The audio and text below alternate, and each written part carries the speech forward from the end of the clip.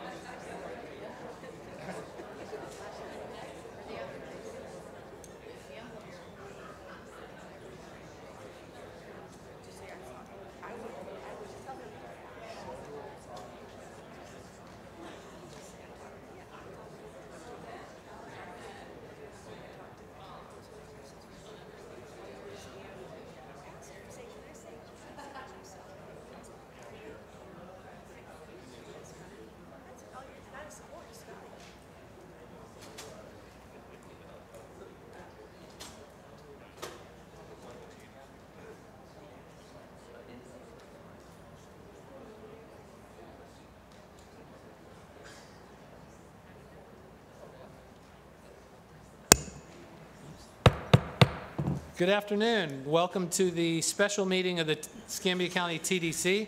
Today is September 9th, and it is approximately 3:03 p.m. Danielle, was this meeting properly advertised? Yes, in the Sun Press on September 5th. Great, thank you. Would you please call the roll? Jeff Bogash. Here. James Reeves. Here. Mary Hoxing. Shirley Cronley. Here. David Baer. Here. Ronald Rivera. Here. Matish Patel. Here. Tiniyade Broughton. Casey Jones.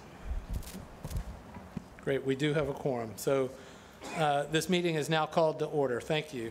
At this time, we will take we'll do public forum, take public comment for anyone who wishes to speak about anything tourism related except for the agenda items. If you're here to speak to any one of the agenda items, we'll take the public comments during that time. And if you do wish to speak at all, whether now or during the agenda items, please fill out one of the speaker request forms. Are they up at the table? They're at the table over here, the media table. Is there anyone here from the general public who would like to speak today to anything tourism related? Please introduce yourself. Good afternoon, and thank you all. My name is James Simpkins, and I'm representing the Pensacola Yacht Club and our not-for-profit foundation. And I would like to bring before the board an idea that we are trying to present, which is to recognize Pensacola's own American Magic team, which is now competing in Spain. That competition will wrap up at the end of this calendar year, and this is putting Pensacola on the map for international sailing activities. As you already know, this is a great economic shot in the arm, bringing some high-tech and very internationally noticeable people to this town. And we want to, with our foundation, provide an event to welcome them back to Pensacola and start their journey with us. This is planned to be an open event to the public, and we are seeking to host this on our grounds. And we've already started coordinating with the Mayor Reeves and the city, and we are looking at possible timing in January to February. They have to pack up from Spain and load everything on a ship and get back. But when that happens, we want to give them a good, warm Pensacola welcome. So we are seeking future board support for that initiative. Great. Thank you so much. Thank you. Appreciate it. Is there anyone else here from the public who'd like to speak today? All right, seeing none, we will move on to our business items. We have 3 agenda items today: the Bay Center and Ashton Brosenham Indoor Park, sports facility discussion, the Pensacon request, and we also have the SS United States. Was not on our published agenda, but after the County Commission moved last week to approve the funding portion of the funding, it has come back to as an add-on to the agenda today. Mr. Chairman, Yes, sir. can we take them in reverse order? Yeah, I was going to take, that's my next comment, was I'd like to take Pensacon first, and then the SS United States second, and then the Bay Center, Ashton Brosenham Park third. Yes, ma'am.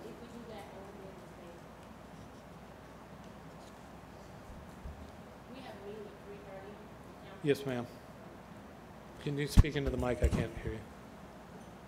I'm the only council representative here, and we have a meeting, a council agenda review at 3:30. Yes, ma'am. So because of the scheduling conflict, I wouldn't be able to come if they moved the item last. Move which item last?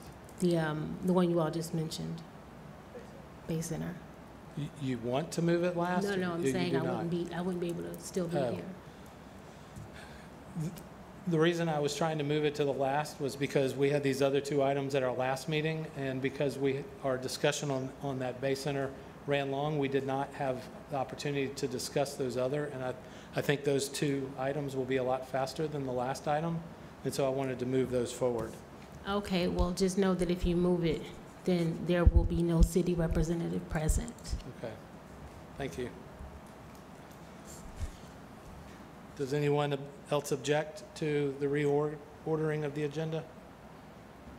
I do too. I think city representatives should be in the room for a $90 million discussion, but that's just my point of view. Madam Councilwoman, how long will you be able to stay for this discussion? I can't hear you. So for another 22 minutes.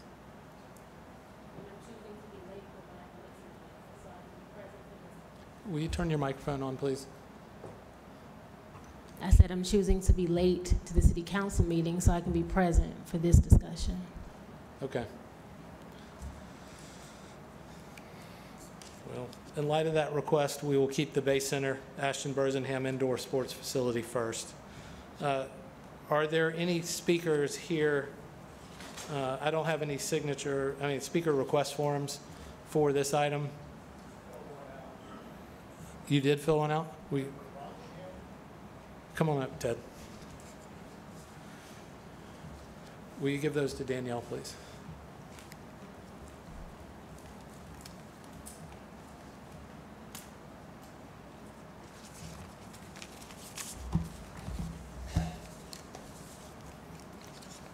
Thank you.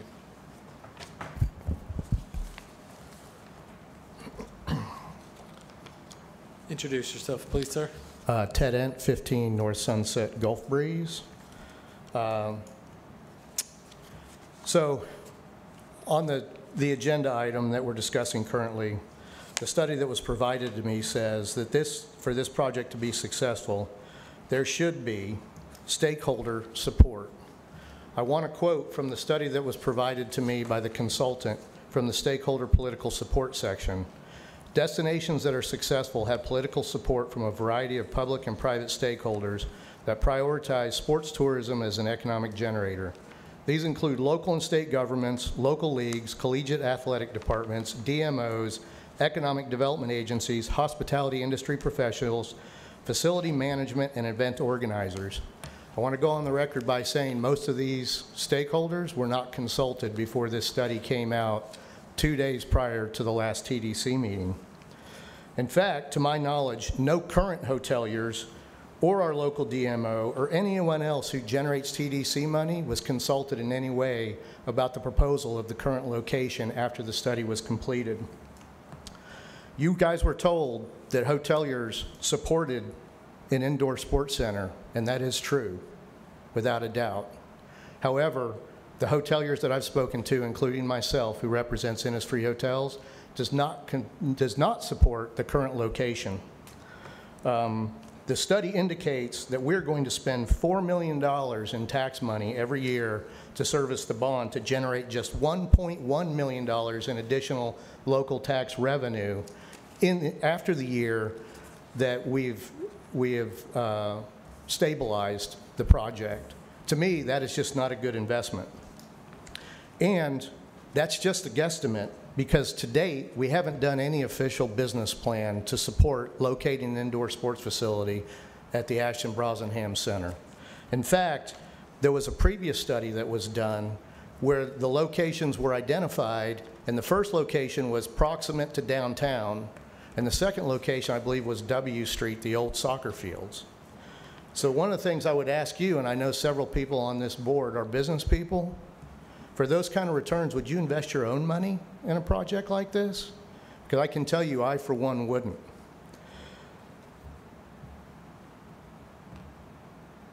This project and its magnitude needs to serve multi-purposes.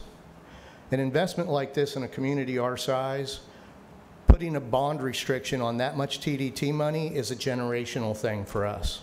This is going to happen one time for the next 30 years. Once we make this decision, we don't get to come back and take another bite at this apple. In fact, most of us will long be gone before this cent ever comes back around again to be rebonded. We have always believed that a multi-purpose center that could do indoor sports as well as meetings and conventions, and also leverage the existing value of the Bay Center, which we all agree is an amazing structure that survived multiple hurricanes through the test of time, and obviously needs a significant investment to go forward, is the right path forward for us to do this. The county has now shown us that they have an appetite to have a real discussion about how we're going to invest our future TDT money, and all the stakeholders ask is they get a chance to currently evaluate this study as well as future studies to make sure we make a decision so that we don't bond something away that we can't come back to at a later date, y'all. The one thing I've learned about being a developer in 35 years is you don't pick a spot just because it's the easiest spot to get something done. You pick the spot where you think you're going to get the highest return on your investment. None of the documents that have been provided publicly to me about this investment indicate that this is the highest and best use for us as a community. As such, I respectfully request that the TDC vote no on the proposed project and allow the stakeholders locally to work with the presenters of this development to develop a project that best serves the entire community. Thank you. Thank you, Ted.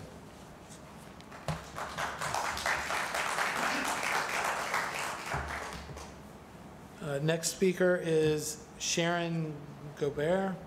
I apologize. I butchered that. You got it correct. Thank you. Thank you. Please introduce yourself. Sharon Gobert. I'm a District 5 representative, former Lipscomb Elementary School parent and a taxpayer. May I interrupt real quick? I forgot to say earlier, please limit your comments to 3 minutes. Gotcha. I need to set a timer. I'm here as a 12-year skate parent and Greater Pensacola Figure Skating Club board member. I represent almost 300 figure skaters of all abilities, ages 2.5 to adult. In spite of our sporadic seasonal ice access, Pensacola has a very successful and vibrant ice sports community consisting of well over 500 figure skating, youth hockey, and adult hockey participants. Combined, the amateur ice sports program occupies the Bay Center Ice weekdays from 3 o'clock in the afternoon until almost midnight, plus some weekends, except when there's an event or conversion. We rent 99% of the ice time that is offered to us, generating in excess of an estimated $150,000 in revenue to the Bay Center each season. This figure does not include revenues generated by public, holiday, and after-game skates, which are frequently sold out in advance. Our programs have no room to grow. Our figure skating program has wait lists for all of our beginner classes and our newest programs for adaptive and Special Olympics skating. At capacity, the adult hockey closed out their registration within 15 minutes last season and had a wait list of almost 100, which never clears. In the past, our youth hockey has had 1 to 2 year wait lists for a place on a team. We also have an organization that wishes to start an Ice Warriors hockey team for disabled veterans. Currently, those interested players are traveling to Dallas as there's no ice available for them. Our ice sports families frequently travel to allow our kids to have ice access. Pelham, Jacksonville, Florida, and Columbus, Georgia are the rinks we most often frequent. Youth hockey uses these places as their home rink for training, hosting tournaments and friendlies, which should be hosted here. But and we generate significant dollars for those communities because we have no way to host those events here. We are the only part of Florida that doesn't have year-round ice access, and I have a map I would love to share with you. Along with the Bay Center renovations to the ice plant, please reconsider funding a Bay Center practice rink or the inclusion of an ice sheet if a sports facility is to be built. Give us a chance to talk. We were another stakeholder that wasn't invited to the table for the second time. Take time to assess any potential economic impact a rink might yield. There is no competition for ice sports for miles. Why duplicate and compete for hard court sports when there's an opportunity to be unique and enjoy the built-in book of business that already exists? Are we just waiting for another community to attract the tourists as well as our local programs away? And I'm probably out of time. 20 seconds, okay. Just a side note, we just received our fall ice availability for our programs. And if your child skates on a Wednesday or a Thursday night, between the month of October and December 31st, your child's going to have 2 lessons. Thank you. Thank you, Sharon.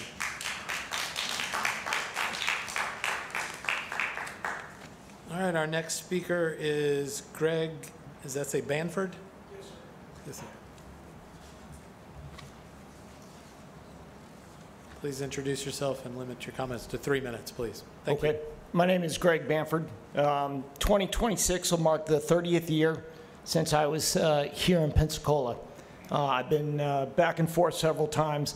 I'm the father of a junior ice flyer that plays hockey here. He's been traveling and playing hockey for 7 years. I'm not speaking statistics, I'm not speaking data. What I'm speaking about is an opportunity to be creative in an environment that is ever growing. It's amazing to see the growth of Pensacola in the 30 years since I've been gone and have come back. It takes imagination to grow a community, and the council needs to be imaginative in how it uses its available space. To not think about the advantages that including ice, hockey, figure skating, the opportunity for classes, lessons, summer activities that will grow your tourism is short-sighted. I've heard or read comments where people will not invest money in the community if they don't think that it's going to be profitable in 5 years, and I think that's short-sighted. I don't think I've ever heard of a product or a business that has started and is profitable in their first 2 to 3 years. You have an opportunity to increase the activity of your youth, your community, your adults, in a period of time when your beaches are full, your hotels are full, and on a hot summer day, some of the best places you can be is an ice rink. I also think that it's short-sighted to say that using the bed tax and not using it for advertisement for the hotels and for other tourism-related things in the beaches is also short-sighted. In those off seasons, hockey and figure skating will bring tournaments in. You can bring in almost $20,000 to $30,000 per tournament in your off season. We may not fill your hotels in the summer, but these activities have an opportunity to bring business in your off season. Pensacola needs to continue to have the imagination and the willingness to take risk that has changed the downtown to an amazing place to spend your free time. And I think that an unwillingness to talk to the stakeholders that have something other to offer than what is standard here in the community is the wrong answer. Thank you. Thank you.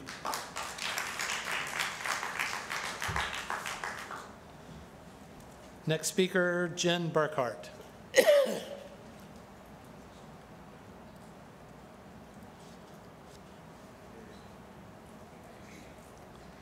I'm Jen Burkhart, and I am the secretary for the Northwest Florida Hockey League, the Pensacola Junior Ice Flyers. I am also the manager for the 12 and the 14U tournament teams, and I'm a parent of a little hockey player. I would like you to consider ice sports for the new facility. I know it seems like we have other sports that maybe are more common or more important, but I just want to remind you that the last 4 years, the Stanley Cup has come home to Florida. We are growing all the time. We're the 10th in the nation for producing hockey players. Here, I have almost 30 hockey players on my teams, and currently we are spending $250 an hour in Columbus to skate those kids. In addition to that money, that's just the ice time. We also are paying for hotels, about $500 a family a weekend. That's money that could be here, that we could have people coming to our community paying that $500 to us. In addition to that, we go to 4 to 6 tournaments a year, usually over the winter. Those tournaments are stay to play. We have to stay. All 30 of us have to stay to play there. And we have to pay to do that, full price, sometimes extra. We have over 10 teams that skate with us here, and we're begging for ice time, for single hours of ice time for our kids. Our travel teams paid $17,000 to Birmingham and Columbus for supplemental ice and host weekends. Those host weekends should be held here. That $17,000 should be coming here, but instead we're walking it to Birmingham. Our Learn to Play program closed last season with 139 on the wait list. That's just the ones waiting. Right now, we have over 100 kids registered, and our season hasn't started yet. We have 21 practices between now and the end of December for all of those kids. The Southern Youth Travel Hockey League is who our travel teams play with. They posted over $700,000 profit, that one league and tournament revenue. None of that revenue came here. None of that went to our hotels. None of that went to our restaurants. None of that. Our kids had to pay to go do that. So I would just like to ask you to please consider giving our hundreds of little people a place to skate year-round, or at least more than we get now. Thank you. Thank you.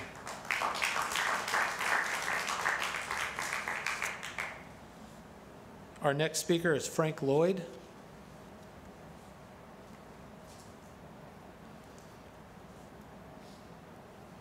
Hi, I'm Frank Lloyd. I got like a zillion things in my brain right now, but I'll just tell you where I'm at. I come from Massachusetts. I grew up, I was 3 years old when I started skating. Played multiple sports as a kid, but I gravitated to hockey when I grew up. Played hockey for 26 years. Coached a Pee Wee hockey team to a championship because I taught them how to play the game. Retired, got into figure skating, became a USFSA, got bronze level freestyle skater. And where I skated up in Massachusetts, there were 8 sheets of ice. We're only asking for 1. But that rink generated in the busy season $80,000 a weekend, $50,000 on the off season. It's very productive. The owner of the rink wanted to generate hotels so that he would make all the money, the profit that he could get. So it's a good deal if you guys would consider that. But so that's kind of where I'm at with. I'm retired. I skated 5 years ago. That was my last competition. I'm injured, but I'm working my way back because skating is better than pounding, okay? So that's where I'm at. So I'm going to be, so unfortunately, Pensacola Sports Commission, two feasible studies, assesses needs in this community despite having legal and binding contracts with SMG and the county. We've not been included at the table. We've not been able to tell the consultants what our needs are, if they are being met, how many residents and visitors participate, how many dollars are generated, the tourism, the military, the inquiries received, the dollars we as an organization and participants spend elsewhere, that our current market extends from Panama City to Gulf Biloxi. How many other sports were not invited to the table for this feasible study? Are the results truly an accurate representation of this community's needs? So just consider that. Thank you. Thank you.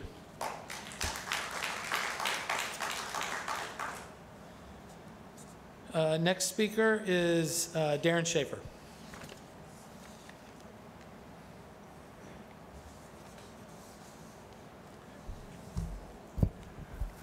Good afternoon, Darren Schaefer with Visit Pensacola.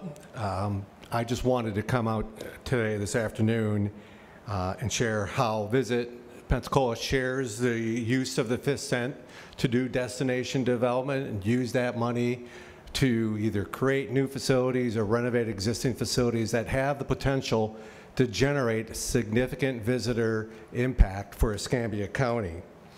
I'm a big fan of sports. In my previous life, I did something very similar, ran a sports authority like my friend Ray Palmer. I understand the value, what they can bring to the county.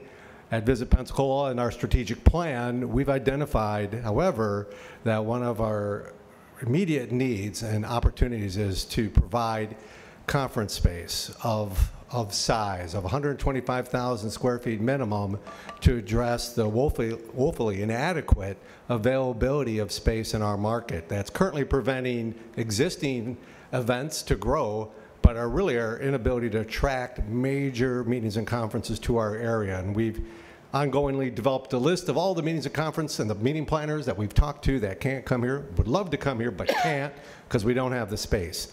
I'd be happy to share that. I think I've been vocal with the Board of County Commissioners and the TDC in the past about that priority.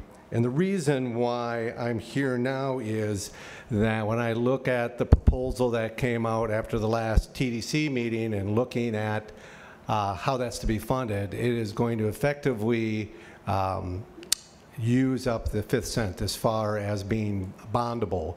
And neither of the two facilities proposed are going to be able to provide, that meeting and conference space needs. There'll be some open space, do some exhibit space, but won't really meet the needs of a meeting planner, won't be competitive that we can actually go out and pitch and bring those kind of events to Escambia County. And with the fact that that'll be bonded for the next 30 years, it means that, unfortunately, we won't have the ability to use TDT funds to help create that facility potentially for the next 30 years, and that would be detrimental to the county. Thank you. Thank you, Darren. All right. That is our last speaker that signed up. Is there anyone else here who wished to speak to this item that did not fill out paperwork? If not, I will call Ray Palmer and Michael Capps and Michael Rhodes. Please come on up.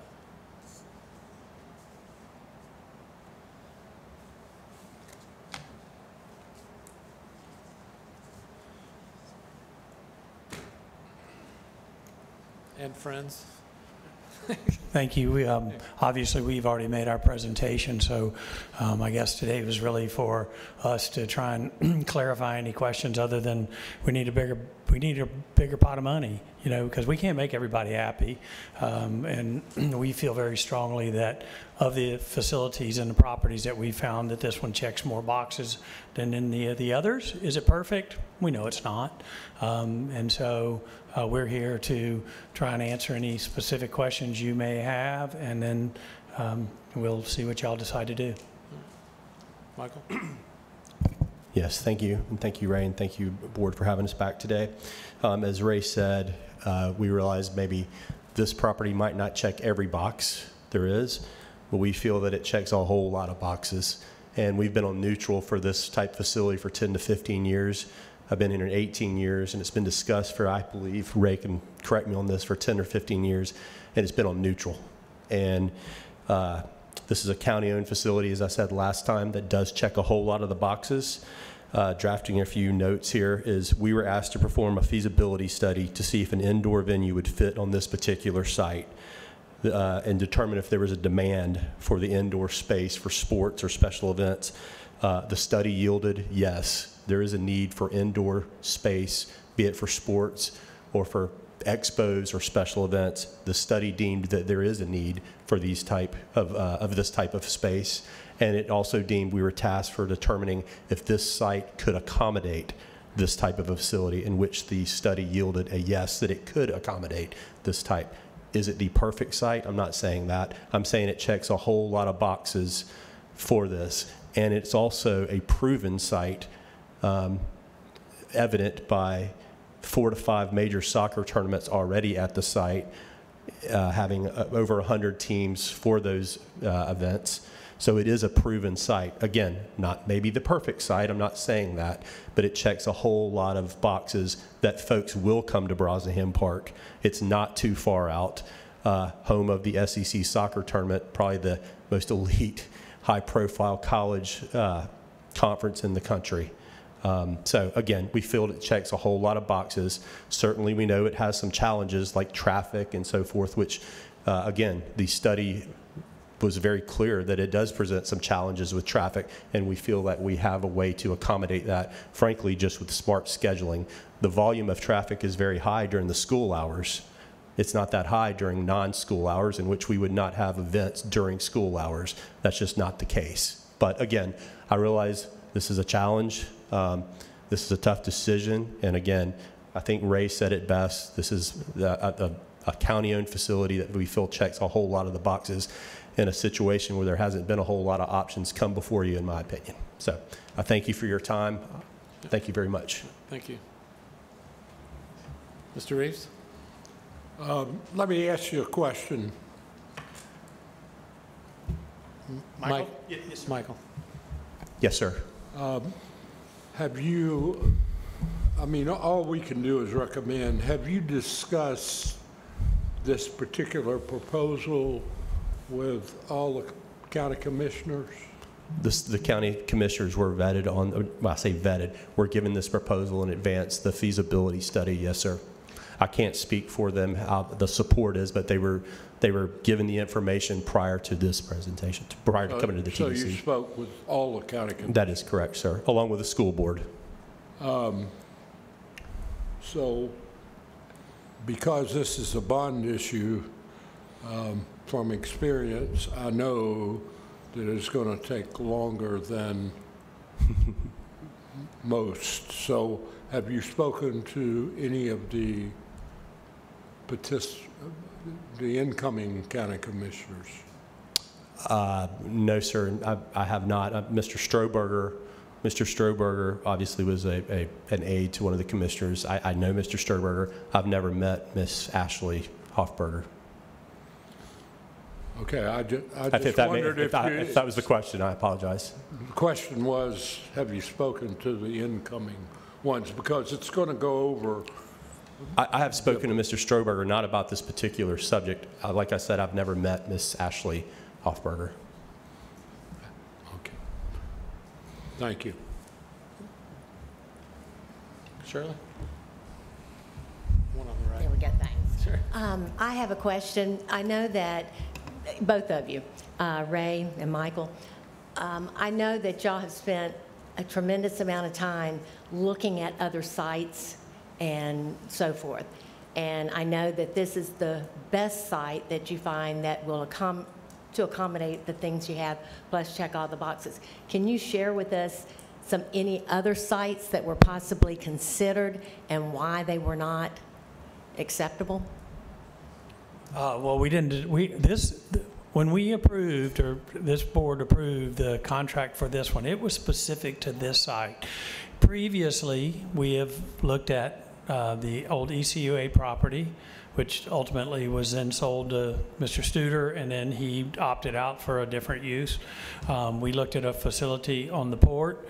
We looked at a facility at the end of Main Street, across from the yacht club and in the Sanders Beach area, but the extension of the EPA, the remediation of that was such a long period of time, there was no support for that one. The amount of property remediation at the port, which was a waste site, same thing, just didn't make sense. And the other one was up at the W Street area, and I don't remember now. Of course, FPL had it and bought it, and we tried to get the county to trade property. They were going to trade property because FPL had that, and they wanted to build some kind of an energy farm, but they didn't have the right kind of property and the quantities that they needed that would make the trade, so that killed that one as a trade, and they were not interested in, or not willing, FPL was not willing to sell us off a portion of it. There was an all or nothing deal, which was 27 acres or whatever. It was way out of budget. Again, it goes back to, we basically have been told you have one source of funds. No Triumph money, no tourist improvement districts have been pursued. So we've not pursued, and the TDC has not pursued, and the county has not pursued, or LOST. We were told you have one pocket of money, and it ain't honestly very big when you divide. I gotta be honest, if you really think we want to kill all our tourism dollars on one project that has a lot of community components to it, hell no, we don't. That's not our mission, but that's our directive from the people that we respond to. So that's what the guidelines that we're working under. So if those are Brent was also looked at. I don't know. I wasn't part of the organization that looked at Brent and why that doesn't fit. I can tell you pretty quickly, it doesn't have hotel structure. It doesn't have the restaurants that these types of clientele are looking for, and it surely doesn't meet the downtown need of the conference center or the convention type business. And the Bay Center was also included in that study. Okay. He left that one out, but the Bay Center was number one location. You're right. In the original look was the Bay Center, but not as it was just, what is the Bay Center? What are the purposes of the Bay Center? Because the original study, I don't know which study you're looking at, 2000, the one that was done 7 years ago, that showed an adjacent building next to the Bay Center. It was a popular study, the one we got on Friday. Well, okay, it was like a copy of it, but it was a new one that was sent Friday. I don't know where that came from. That's a different study than the one. I've never been a part of that study. Okay. Before we lose Councilwoman Broughton, you have some comments? I just wanted to say I have to go. Oh. Okay. But also, speaking to the microphone, please. But also, it seems like there are many community members here who weren't invited. It seems they're saying they weren't invited to a conversation, or that there are parts of the conversation that they weren't privy to. So I want to make sure that they are. And honestly, when I first heard this plan, I was all excited because I thought it was a perfect plan, but I eventually started hearing from people who had input that just weren't invited to the table.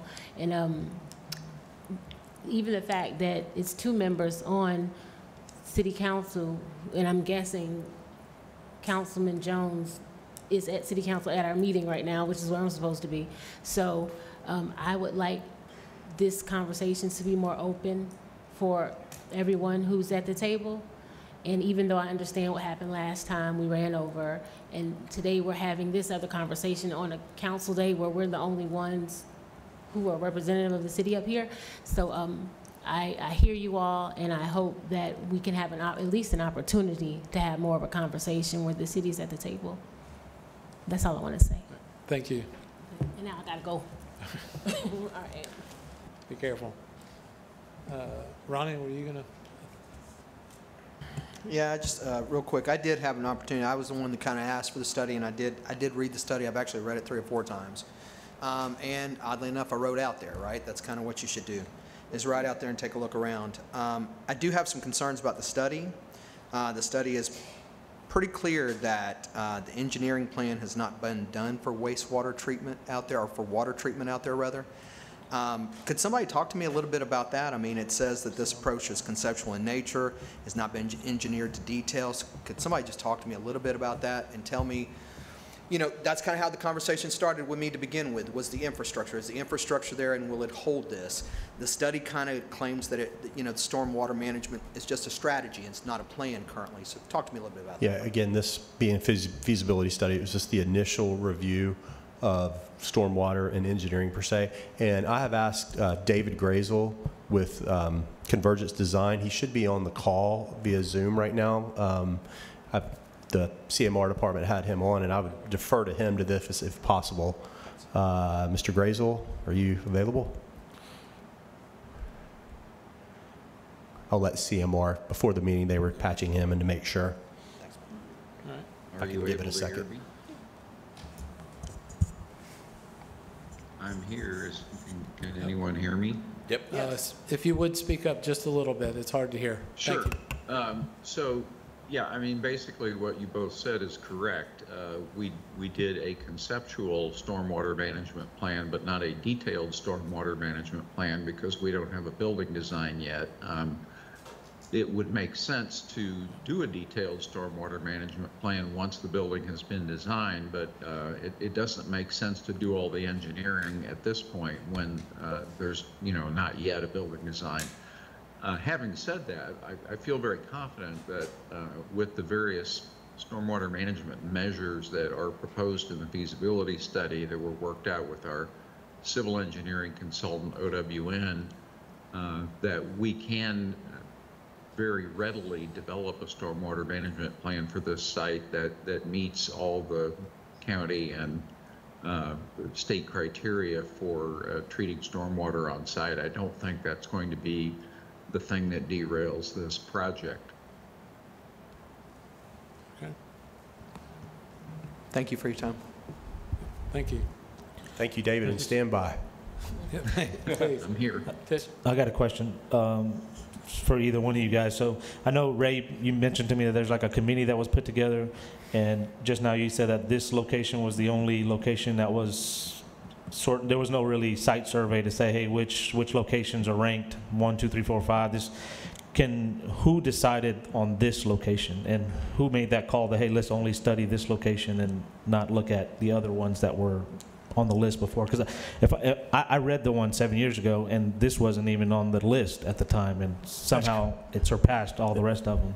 Well, that's because it wasn't on the list 5 years ago. And quite frankly, I don't know why we missed it 5 years ago, but probably a year or so ago, we were all standing out there and we were like, look at this huge, big old flat piece of land we've got, and we just added the extension to the SEC soccer, the soccer complex. We just added a multi-purpose building, and it was like made sense. And so y'all approved this site only.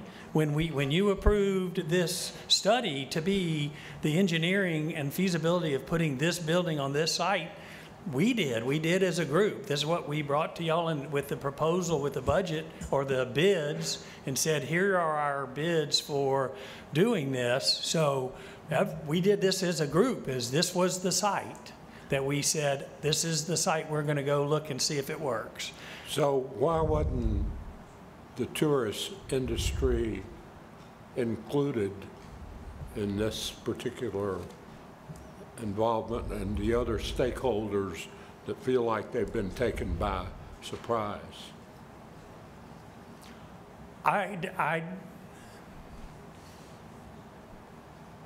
We've reported at Visit Pensacola, we've reported here in the TDC meetings, updates. Michael, talked about this along the way. I don't know, I have a good answer. Nothing was being hidden from anybody. Jim, why they weren't, I think that the county said we're going to put a committee together. Felt like we'd been going through this for 15 years and 4 different studies, and we had narrowed it down. And you know, when you get to a certain point, you feel like you're there, and we felt like we were there. Again, this was one check the boxes we thought better than anybody.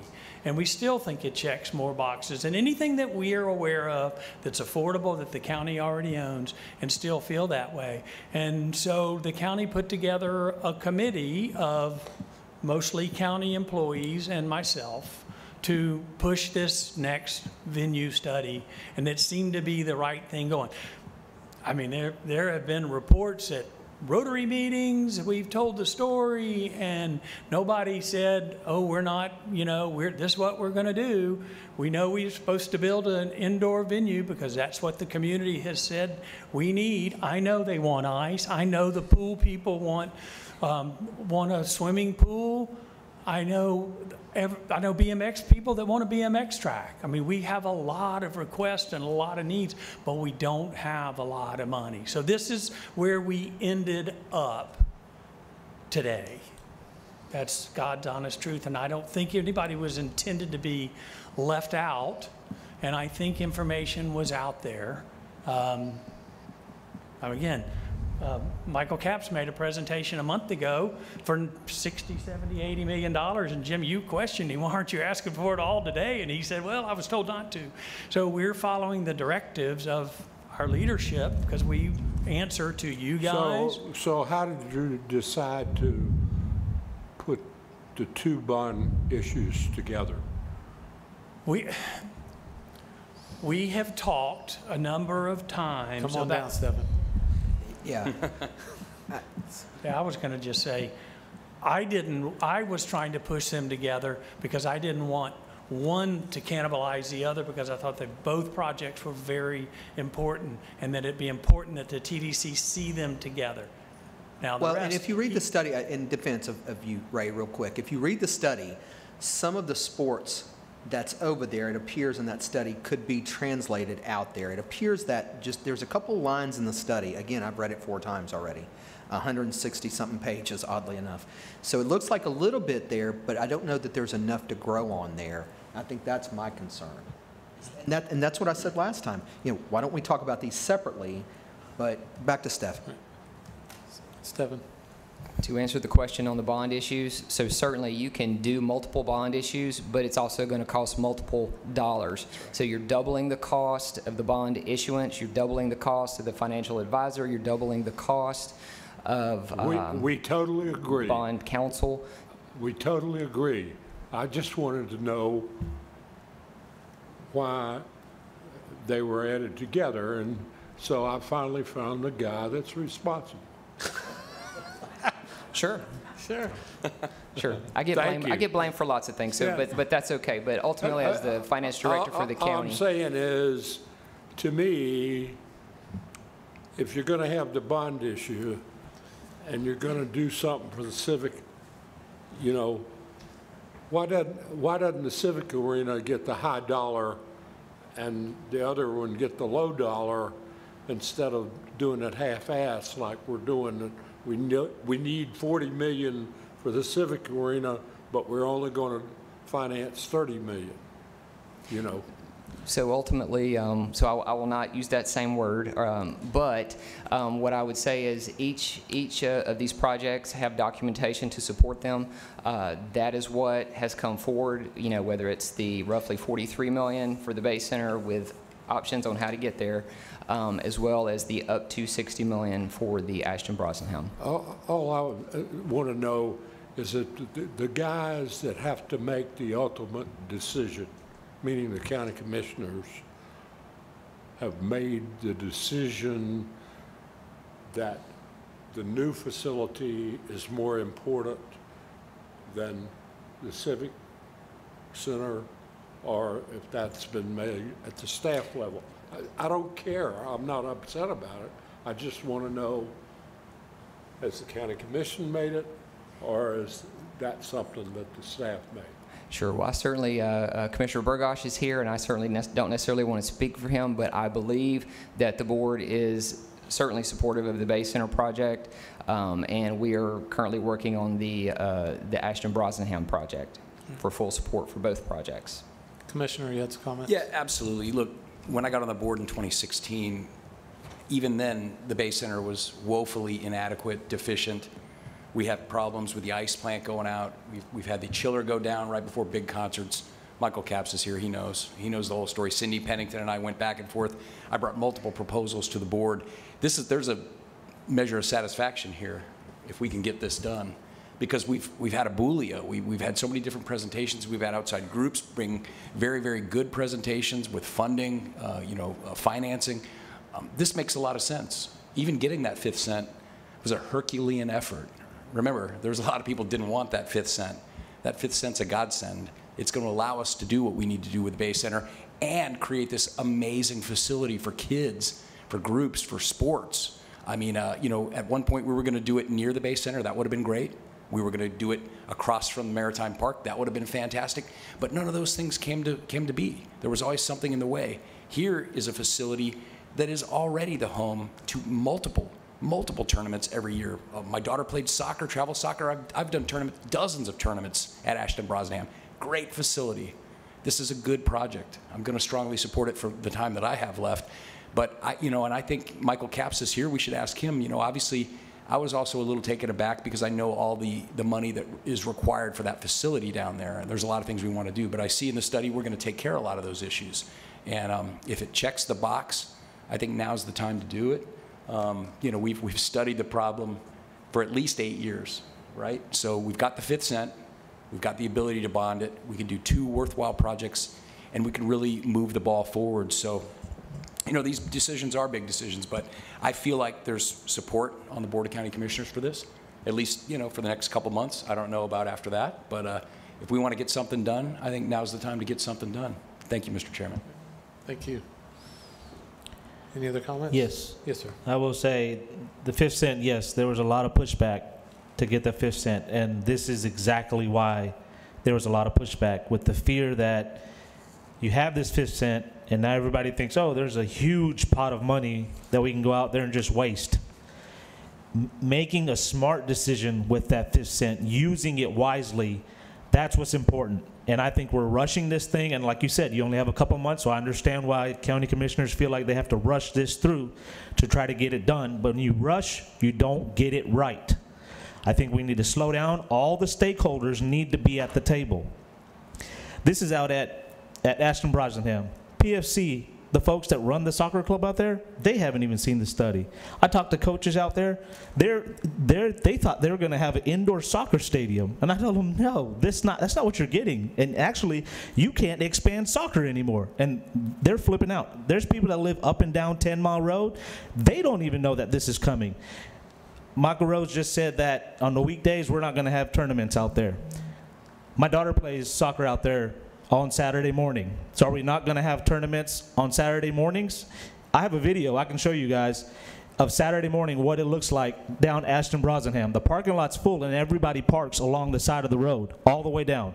And that's not including another 700 cars we're talking about bringing up and down 10 Mile Road. We do not need to rush this.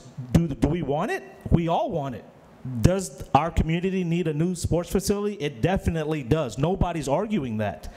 Rushing it and putting out there on 10 Mile Road, that's not the right plan. I don't know why, again, we get a new study or an email was sent Friday.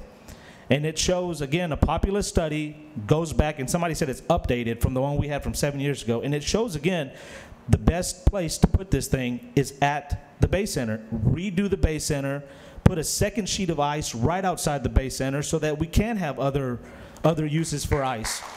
I don't know why we went backwards.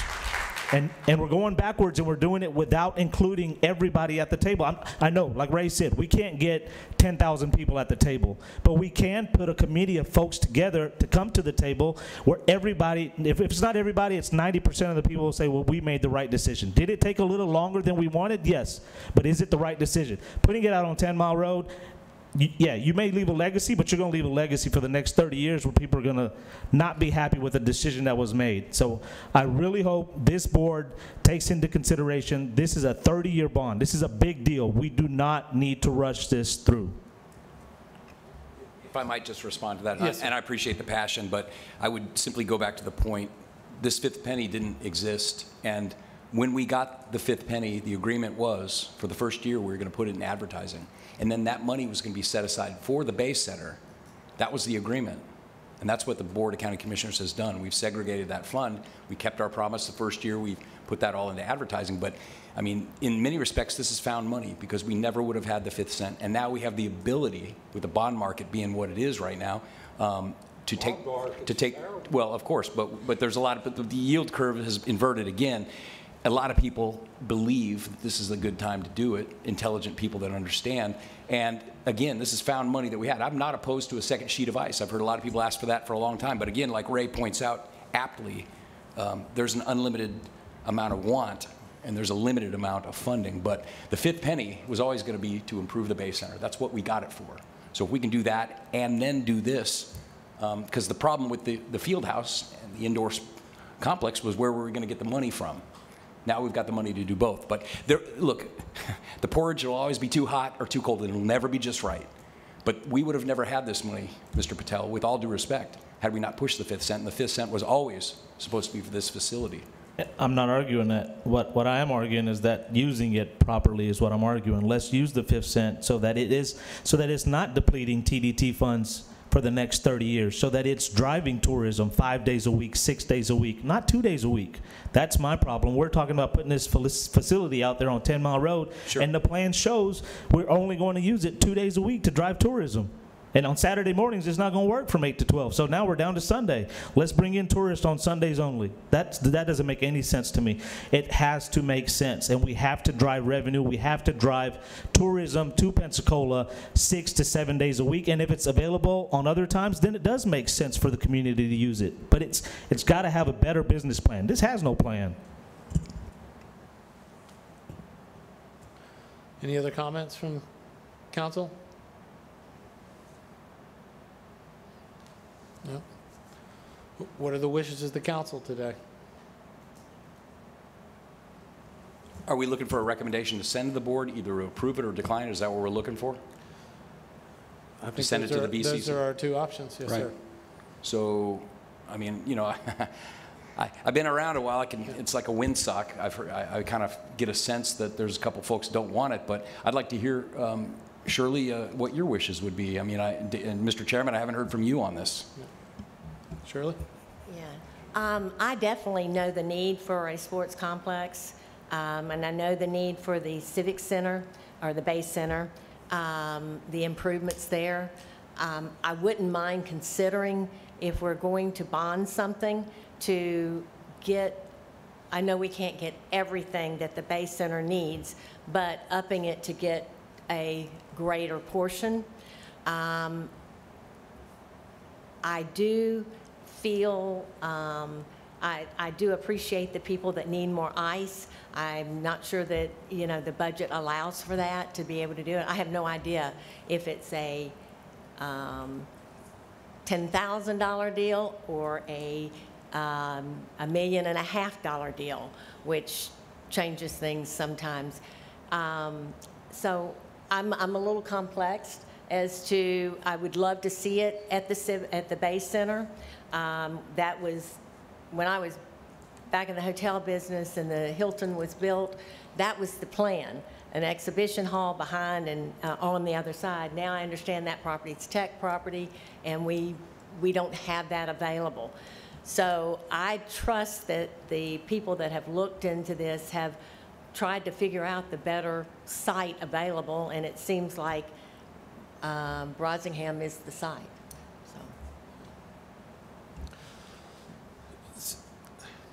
So I'm a little conflicted, in my opinion, of this project. I think our county needs a public sports facility. I think our Bay Center, no one would argue, needs updating, needs some major upgrades.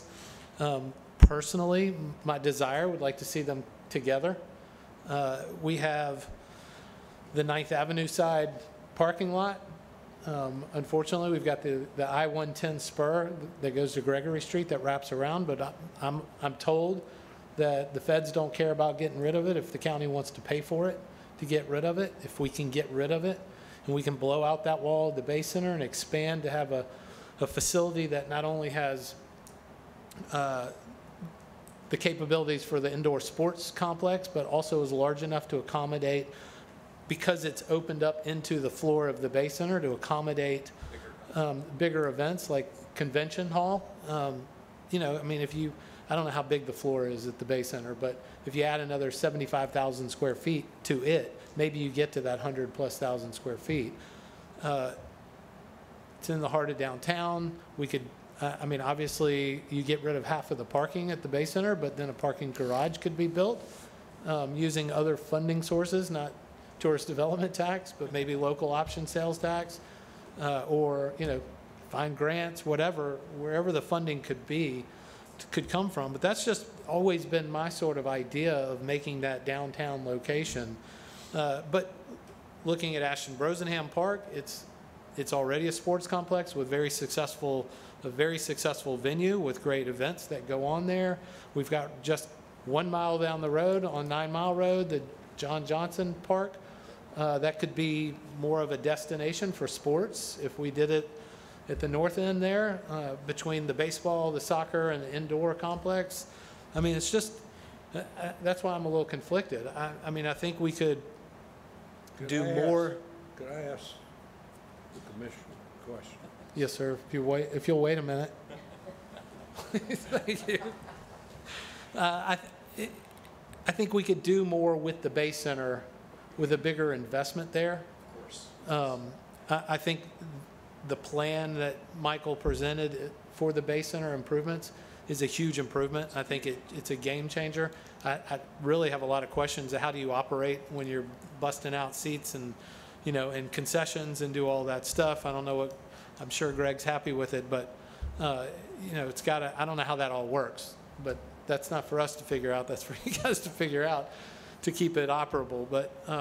But if there was opening it up to a larger complex, making those physical improvements to the exterior and the interior, but expanding it to be able to have a more centralized location, that's just my desire. That's my opinion of it. I think that's the better location. Unfortunately, no one has presented us with that case today. So here we are with two presentations, one for the upgrades, the $43 million upgrade to the Bay Center, $60 million sports complex at Ashton Brosenham Park. We've had these issues. We've been talking about sports complex for 10, 15, whatever years. We've been talking about the Bay Center since it was built in 83 or 84, whenever it was. And I think plenty of people have had opportunity to give input, to come to our meetings, when, like Ray mentioned, you know, when we've had these conversations. And so here we are today with these presentations, these proposals, at a special meeting because our conversation ran too long last time, and we lost quorum. And obviously nobody has within a week enough time to present something different. But, you know, where were the people that were concerned about this before? And what do we do? Do we just continue to push this off? Because everybody in this room could be happy with what is presented next time, but a whole new room full of people are going to show up that aren't happy with it. Because, you know, this project may have ice. Next project may not have the volleyball because we didn't have enough room for the, you know, volleyball because we made room for ice. That's the concern. You know, is there, I think, well, first I want to respond. I think the 5th cent is going to be used for the sports complex. And the 1st and 2nd cent are going to be used for the Bay Center. That's what we're collecting the tax because of the Bay Center. back in the 80s. And so that is the priority under the existing tourism plan that's in the ordinance, is the Bay Center. But I think here we are today with a decision. Do we push this thing forward? Do we let it collapse and somebody else picks up the pieces to come back to us again another day? I mean, I'd prefer a different project than what we have presented. But we have two projects that are good. They're not best, like everybody said, and they're not my personal favorite. But I'm just one vote, and my personal opinion I don't think that sways or gets to count towards what is really right for tourism. I mean, I have an opinion, but what is the best for tourism? And it's creating a better environment to grow the tourism. We know there's huge demand in sports tourism. It's growing all around us. We're missing out on a lot. Expanding soccer, there's soccer all over that place. The city has done all kinds of stuff with Hitzman Park for soccer to do an exchange with YMCA to be able to expand it there. So within the city and the county, we've got plenty of soccer. I think that facility out there, my concern, my son has played lacrosse out there, and it is packed when there's a jamboree on the weekends, and whether or not you can have additional parking, I don't know. I don't know where else it comes from. Obviously, they talked about in the plan a different egress, ingress for that park, and that would obviously alleviate some of the traffic congestion that's there. But, here we are today with these proposals, and we need to make a decision. Mr. Reeves? I forgot my question. You should have written it down. Actually, I was going to ask you, Jeff, do you know exactly what his position is now? The chairman. No, but I have a better idea. The windsock is blowing the right way now, I think so. What are the wishes of the council? David, could I comment to what you said? And I know you said a lot of people have come to the table since this has been brought up, but I want to say even our own board was never shown the full study until we asked for it. So again, Visit Pensacola may have been shown something. Pensacola Sports, I'm on that board. We were shown something, 10 pages. 10 pages of what the building would look like versus the actual study is a huge difference. So I think, in all transparency, if the folks that are driving this thing wanted to be more inclusive, they should have put the full study out there for everybody on Visit Pensacola, Pensacola Sports, my board. Nobody's seen it. This board didn't see it until we asked for it. So again, when people have something to hide, I think there's a reason why they want to hide things and push things through. So I don't think it's right. I don't think it's good to hide things and not be fully transparent and then say, hey, vote on $90 million, but don't get all the information just yet. Just say yes, and then we can show it to you. It's not right. So again, everybody knows how I feel about this, but I think that's why we have so much interest now, is that the full study has been shared, and many people have read the full study now, and that's why this is coming up. So I think if the full study was shown in advance of them asking for the $90 million, we could have looked at things differently. Well, now that we have it, do you have specific questions related to the study? I got a lot of questions, but I mean... We have time. They canceled the meeting, or they relocated the meeting that follows us, so we're here. I mean, but most of mine's in the details, traffic study, and then the email we got on Friday, where that Populous study came from, who's a part of that study, who asked for it, paid for it. Michael? Michael Capps, General Manager, ASM Global, Pensacola Bay Center. The Populous study was actually went through county procurement, and it was approved, I believe, through this board and ultimately the county commission to pay for it. If you go back to how we've gotten to this point, it's been a long process, like Commissioner Burgosh has said, back to 2013 and so forth. We've done a lot of studies on the sports facility side. The Populous report that you have started out as a facility condition assessment.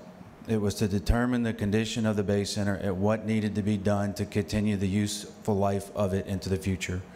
That came back with $72 million in the first 7 years, $138 million over the next 20.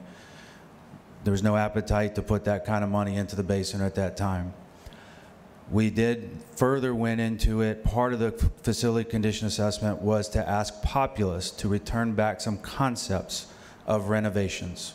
Instead of coming back with one concept, we said, look, give us the Volkswagen Bug version all the way up to the BMW version, right? Or the whatever car you want to can dream of. So that's where we had concept 1, concept 2, concept 3, and then through our knowledge and working with all our partners in the community, with the shows that we have looking to come in, the promoters that we work with, what would we need or want out of our facility? If we could dream the dream and flip the script is what we talked about. So talking that through with Populous, with county facilities involved as well, while ASM primarily drove that ship because we're in the space and we had the experience and we had the relationships with the stakeholders that were involving in using the building. We heard conference space, right? We need more conference rooms. We need more event space. We need more ice. We need more capacity on our shows. We need better food service. We need better parking. All those lists of above were given feedback, worked through many, many work sessions, almost over a year. We were originally supposed to have that study to return to us last summer. It got back to us in November. We shared that through the process. Again, it was a county procurement process that went through. It was a county document that we returned. At that point, you know, the different variations, if you look, the combined flip the script, which would turn the back side of the Bay Center into the new front of the Bay Center with a new ice sheet, with an event space of 50,000 to 75,000 square foot, with the ability to build out more retail, basically creating an entertainment district that would face the beach. So if everybody staying on the beach comes off the beach, still have access coming north from airport, from I-10, drive markets, airport market, we could hit everybody coming in downtown location, all on the Bay Center property. In addition to that, that would take care of or address the needs of the Bay Center, adding suite space, adding the premium level options, a whole new glass facade that you see on the back of some of those representations. When you look at that in $2003, that total price was $135 million without the soft cost of architectural and engineering that goes into that.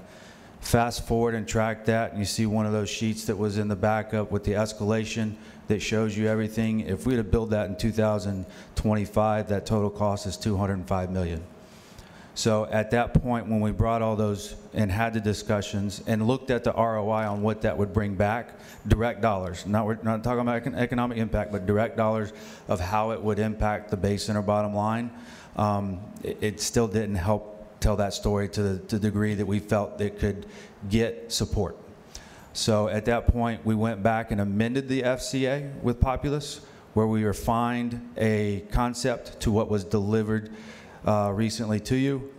We brought that forward with the sports facility to bring those together because of the importance of both those projects having the big impact on what it would with TDC, as well as the county as a whole and in general.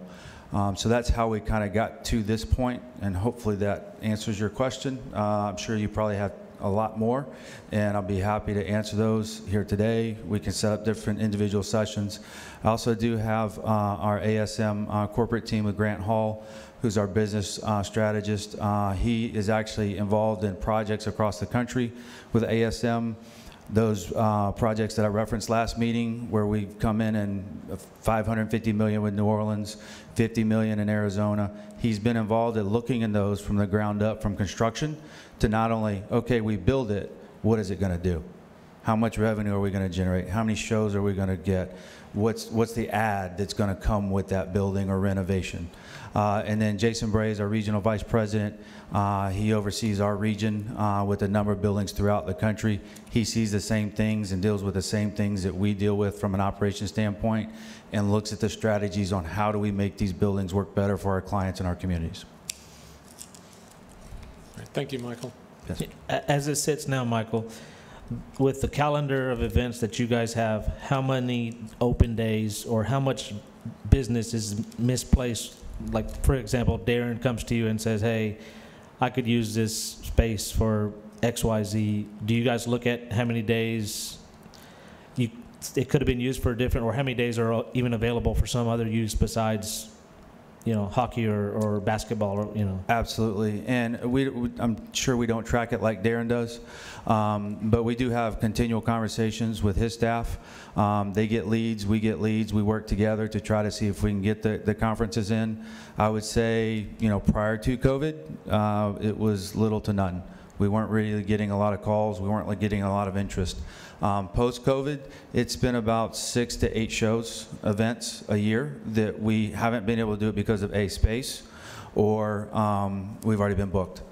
I would tell you I've had people calling and looking to get dates for next year, January through June. I have 1 weekend available, that's it. A lot of that's hockey, a lot of it's our annual events, graduations, cheerleading competitions, concerts, Disney on Ice, Monster Jam, all those types of events that typically happen on the weekends. I just don't have those. And from the ice perspective, it's the same situation. We look at trying to get and offer as much ice as we can. Everybody wants the same hours. Kids are going to practice at certain times. Adults will play later. We've tried the early mornings. We've tried the mid-afternoons. They have outgrown and they need more ice, but in order to get that, they need that second sheet of ice, truly. To try to squeeze them in all on one facility is challenging. Now, if we shut the arena down and turned it into just an ice rink, we could probably accommodate a lot more. We'd have a lot more of those weekends available, but that would be a pretty expensive ice sheet to run. Mr. Reeves?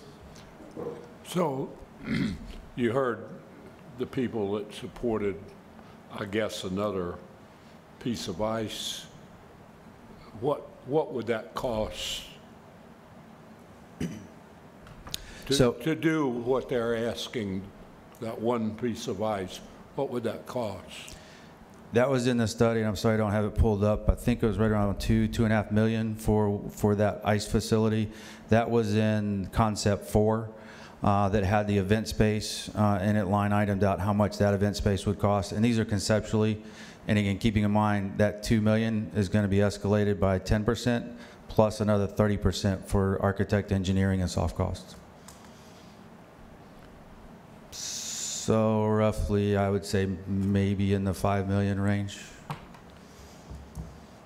With that concept too, that ice sheet, it could also be turned into event space as well. So if you have a 50,000 square foot building built right next to a ice rink facility, our ice rink right now, square footage space on the arena floor is 22,000 square feet. So you add another 25,000 square feet to a 50,000, you can combine it all into one. I'm not quite sure that facility would be more feasible to operate year round. I haven't been in that space. I would have to research that a little bit more to see how it would work for us here. New buildings are being built a lot better. New ice plants are being done better. In our research with Populous and the ice plants that are going in new and now, we could potentially operate both ice sheets off of one plant with a secondary backup instead of have to stand up 2 complete systems. So there's some realizable savings there. That would reduce the $5 million. I don't know, sir. If you could use one ice plant. Potentially, yes. Right now, we're replacing the ice plant right now at a little over $1.5 million. Thank you. Yes, sir. So we've had a pretty robust discussion about this item at our last meeting and again today. I'd say probably about 2.5 to 3 hours worth of discussion. So at this time, I would entertain a motion if someone at this council would like to move. I make a motion to not to approve this request until more stakeholders are brought to the table for discussion. Okay. We have a motion on the table. Is there a second?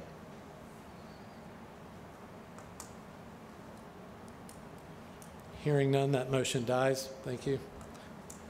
Any other motion here today? Well, seeing that that happened, watching the windsock, I'll move it forward because we've studied this problem for at least the last 8 years I've been on the board. This is an opportunity to knock out 2 birds with 1 stone, and you're never going to get the perfect site, ever. As long as Ashton Brosnaham is not going to kill soccer, which I don't think they will, by adding this indoor sports facility, which will be amazing, I think it will be a great thing. So I would move the proposal forward. That's my motion. So to fully understand your motion, the proposal being both projects? Yes. Both projects, and send it to the BCC for their approval. Okay. We have a motion on the floor. Is there a second?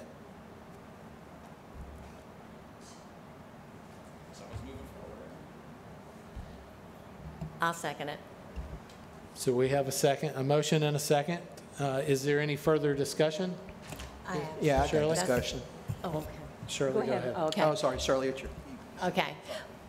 One question I have is, since we're planning on, if we do this and we're voting for a roughly a $90 million bond, $100 million, am I right? Yeah. Is there a chance, or should we look at doing a little bit more for this at the Bay Center while we're bonding it?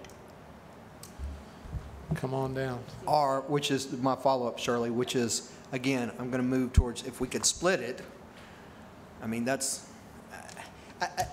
to me, I don't think there's any holdback on the Bay Center. In fact, it sounds like there's more appetite for the Bay Center than anything. But I think there's still some reservation on the sports complex, and so again, an attempt to try to split them somehow, at least, maybe in discussion at least, if nothing else. Stefan? Council, to address Ms. Cronley's question. So we've discussed roughly a $6 million annual debt service payment. Potentially, you know, again, as interest rates continue to be cut, it is possible that may be able to generate $100 million instead of $90 million. So what we're trying to do, and the way that I've approached it from a financial perspective, is to do no harm to how we advertise and promote Escambia County with our partners through the normal operations, so that, again, the bond would not harm our ability to advertise, but rather to enhance. So, but in one of the last proposals that I saw, that $6 million potentially could generate $100 million worth of bond proceeds to use toward projects. Answers your question? Any other comments or questions? Mr. Reeves? First of all, I think we have 2 representatives on this board from the city. Those 2 representatives were included years ago when you had a city manager form of government. Those 2 representatives don't know what the city's doing anymore because we have a different form of government than we did at the time. To me, I feel like we can pick up some city funding, particularly for the Base Center, if we approach it a little differently. My concern, with all due respect to the management company, is we need 40 million and we're only going to borrow 30 million, and we're going to rely on these gentlemen for another 10 million. Now, if they said, hey, I'm going to give you 10 million and there's no strings attached, I'd be excited about that. But knowing that you don't give $10 million just because you're a good guy, I'd love to know what those strings attached were going to be. I would rather go ahead and borrow the 40 million, have the correct amount of money, and deal with that. Secondly, we've got a political situation as it relates to the location of this other facility. In my opinion, we ought to wait, and waiting, 2 things happen.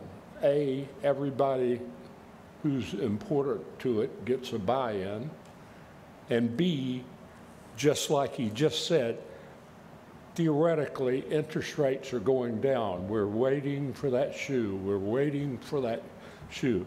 That shoe still hadn't dropped.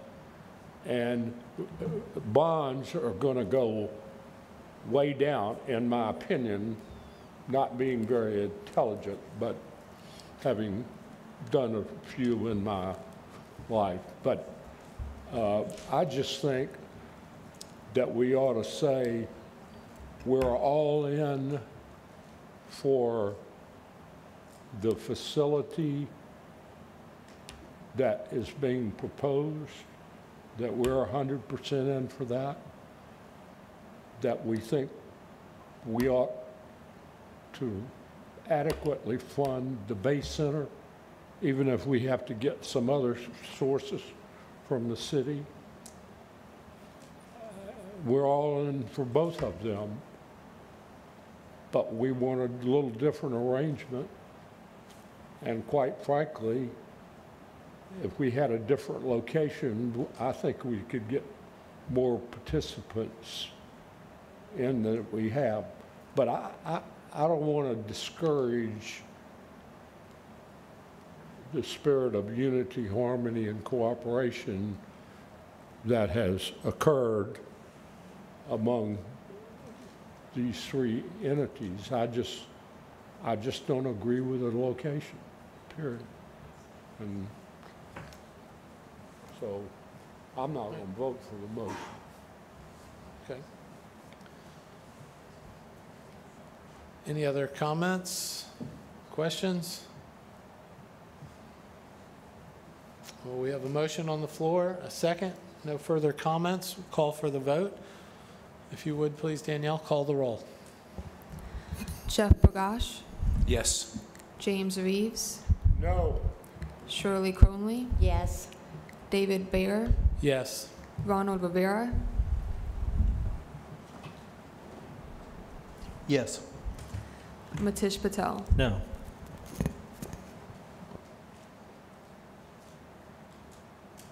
What was that vote? One, you say yes? 3, 4.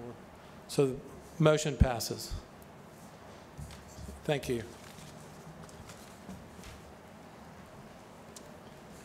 All right, well, historic day. Thank you guys for presenting, and thank you for coming today. All right, next item on the agenda, we're gonna go to Pensacon. Andy, you're still here. There you are. Come on down. In the packet, you guys got there was a request from Pensacon for $350,000. And Andy, the floor is yours. Thank Hi, I'm Andy Trahan with Pensacon. Do I need to wait for Mr. Rivera to return? you. Oh, no, I don't know where he's gone. Okay. Thank you. We are requesting. We still have quorum. Okay, just making sure. We are requesting $350,000 to continue with Pensacon in Pensacola, in downtown Pensacola. We went during COVID for 2 years. Unfortunately, the ownership at the time thought we would recover faster than we have. It depleted our stores. Although we had backup money at that point, we went through it. Although we did not lose money, we did not make the money that we'd hoped to make and had in the past. It just dawned on me, I don't have to stand on my tiptoes, I can just lower the microphone. Yeah, okay. These things move. Sorry, guys, I'm a little nervous. To continue with Pensacon, we would like to, and we would like to keep it downtown. We love working with the Bay Center. NS Free has stepped in and become our hotels that we deal with out on the beach. With the closing of the Grand and not knowing when it will reopen, we've had considerable cost increase also with the ending of COVID. And we just are trying to financially secure a future for Pensacon. And this would do it. Thank you. Any comments or questions for Andy? Mr. Reeves? Who operates it? Pensacon? I'm the co-owner, Andy Trahan. I bought in this year, and Michael Inslee. It's a for-profit, private business that does the Comic-Con. According to the surveys that I've gotten from UWF, I don't have the Visit Pensacola surveys. They are working on getting those to me internally. I didn't ask Visit Pensacola for them because I was told we had them internally. We bring something like $3 to $5 million to downtown Pensacola during that particular weekend.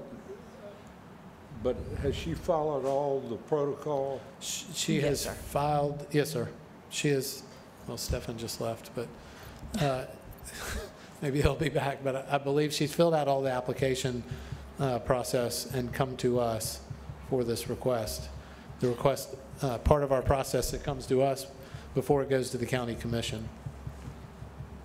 We can vote it down and the county commission could vote it up, or we can vote it up. They can I vote it move down. we approve it. Second. Who was the second? Was that you, Commissioner?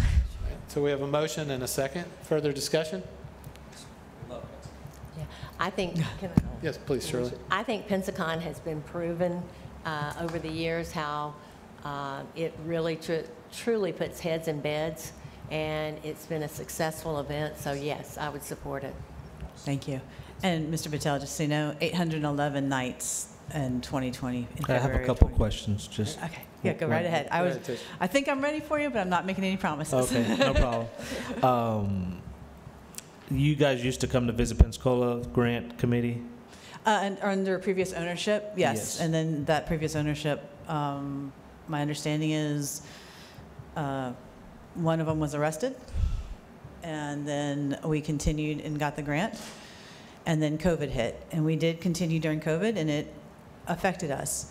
We went from paying somewhere in the neighborhood when the grant was open from $99 to $119 per night. We now pay anywhere from $179.99 to $200 a night. That doesn't include taxes, guys. That's just the base price. And that has affected. That means at $40 more a night for 811 nights, heads in beds, somewhere in the neighborhood of $32,000. You're saying you pay for 800 room nights? Yes, 811 nights, not rooms. 811 heads in beds. Yes, we do. Pensacon pays for, I guess, whoever comes. So how a convention works, and it surprised me, I guess, because I'm in the business, that I got asked this actually by the director of the airport not too long ago, well, before last Pensacon. Any guest that you see at Pensacon pays for their hotel. They pay for their airplane ticket. We pay for a per diem per night, per day that they're in town. We pay for their guarantee, which in some cases can be a minimum $5,000 going all the way up. And we don't bring anybody in at this amount, but for instance, when you see not Tony Stark, his real name is Robert Downey Jr., at a show, he usually has somewhere in the neighborhood of a $1 million guarantee. And that means that if he doesn't make that in autographs, the show pays out the difference. But you're saying Pensacon itself pays for 811 nights, yes, sir. That was in 2024. I just brought those numbers. I didn't bring. I can tell you in 2000, I believe it was relatively the same. But how many? I guess whoever they are. How many of those guests do you have that you're paying for? Like in 2024, how many guests came in, and how many guests? For 811 room nights, how many guests is that? So that's somewhere in the neighborhood. We usually bring them in. They want to be here. We start on Friday, so they get here Thursday, and they leave on Monday. So we have a few that stay a little bit longer because they do the marketing beforehand. They do the radio shows, the television interviews you see, et cetera. So that's in the neighborhood between 50 to 60. 50 to 60 guests total? And we are narrowing that down in an effort to save money. We're trying to bring in a couple bigger names. But with bigger names comes different contracts. For instance, one of the people we're in talks with, they have to have a 5-star. We don't have a 5-star hotel around here.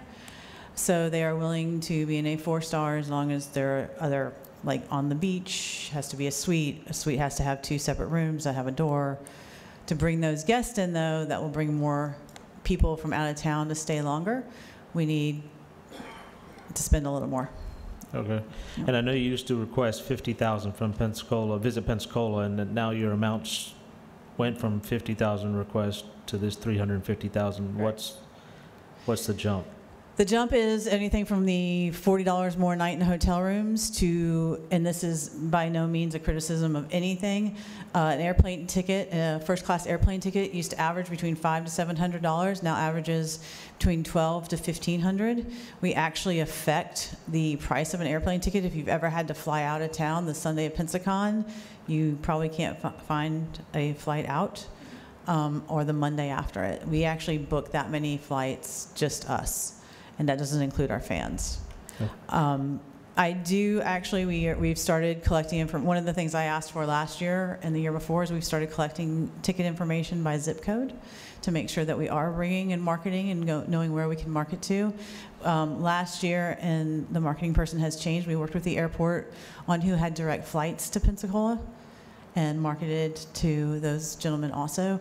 I want to grow Pensacola. It doesn't do me any good to have Pensacon the same size it is because I've got ground to make up, unfortunately.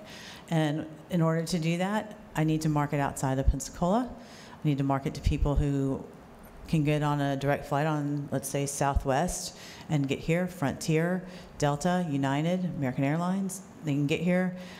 One of the things that I have noticed, and I work with Innisfree's general managers at those hotels, so we've had celebrity guests come back and bring their families. So that's also a big plus for Pensacon. Am I answering your question? I'm trying to. I do have a question for Chairman. On the application they filled out, I read through it, and it said that a request for to cover operational deficit could not be requested. If you look at the paperwork, it looks like the amount they're requesting is just enough to cover the operational deficit they had from the last year. How does that work, or how does that? Well, so the tourist development tax, as I understand it, and maybe we need to, well, James can go get Stefan, and maybe, I don't know if Kristen can speak to it also, if she's familiar with, I don't know. The tax can be used for marketing and other programmatic expenses for the program. It cannot be used for the operational and administrative expense of just any organization, only the visitor bureaus / destination marketing organizations. And so if they're allocating the funds, if we allocate funds to them, appropriate it, and they're using those for those expenses that they have related to their program, and they don't make up other income, I mean, I don't think that's necessarily filling the plug for them. We're not trying to fill a plug if we're trying to appropriate it for those for those event-specific expenses. So, as an example, we can't just pay their general liability insurance or their directors and officers insurance, but we can pay for event-specific insurance that they may have, liability for Pensacon at the Bay Center during certain dates. We can pay for, within whatever the allowable amount is for the artists to come in, just like any of the other outside agencies that we're supporting now. Thank you. Just so you guys know, we've also narrowed the staff down to 3 people to put on Pensacon. All right. Any other questions or comments? What was the motion? Rivera? Sorry. The motion was to approve the request, $350,000. Any comments or questions? No, sir. No. If no other comments or questions, call for the vote. So Danielle, please. what is the answer to your question? Well, speak into the microphone, please, sir. I said, what is the answer to your question about whether we can spend it for this purpose? Yours. I didn't ask the question. I was trying to answer the question that was asked, which is if we're spending it if the money is going to be used for event-specific expenses, it may be used. The clerk's office is not going to approve expenditures for general operating and admin. They've already come to that conclusion on all outside agency funding using tourist development tax. So I think they start spending the money and they ask for reimbursement, and it's not a reimbursable expense, it's not going to get reimbursed. So are we wasting our time voting for them? I don't think so, because I don't know that we're... That's all I need.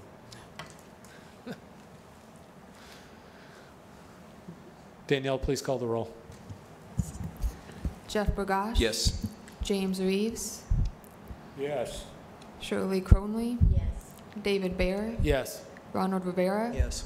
Matish Patel? Yes. Motion passes. Thank you. Thank all of you. Congratulations. Thank you for Thank the you work you very do. All right. Last item of business. There's a lot of people who have been waiting around for a couple of meetings now for this. So we do have some speakers here. Thank you for your patience. Carrie Freeland. And I'm just going to go in order of my stack. Hello, hello. Thank you, Mr. Chairman. Thank you, committee members. I'm here again. I'm Kerry Freeland, 2300 Aegean Terrace. I think we can all agree that placing artificial reefs on the bottom is good for tourism, not just for diving, but for fishing. There's a preponderance of studies to show it. The data showing the demographics of the traveling diver points to the fact that these people are the types of tourists that we want. There's anecdotal evidence as well.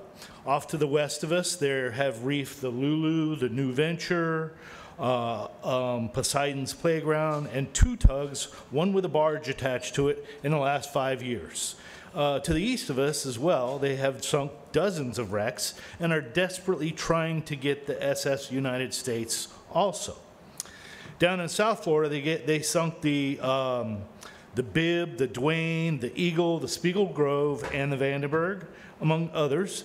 These wrecks, a lot of them were supposed to ease the pressure on the fragile coral reefs that they have down in the Keys, but the Vandenberg actually increased visitation to the wrecks.